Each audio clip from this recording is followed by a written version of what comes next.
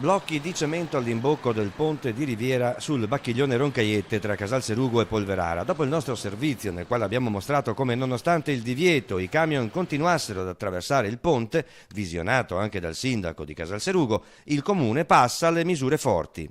I cittadini si devono rendere conto che il provvedimento che è stato preso è perché c'è un oggettivo problema statico al ponte.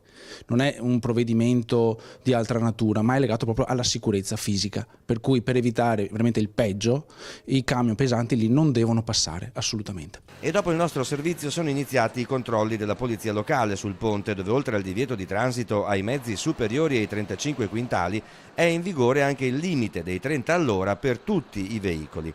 Al camionista avvisato non resta che ricordarsi di raggiungere Polverara da Ponte San Nicolò o da Ponte Longo. Dove non arriva il buonsenso arriverà la polizia. Intanto i comuni di Casalserugo, Polverara e Bovolenta, insieme alla provincia, studieranno quanto prima una viabilità alternativa al ponte della Riviera. Un manufatto che ha più di 60 anni, con palesi segni di degrado e di ammaloramenti della struttura. C'è poco da fare i furbi.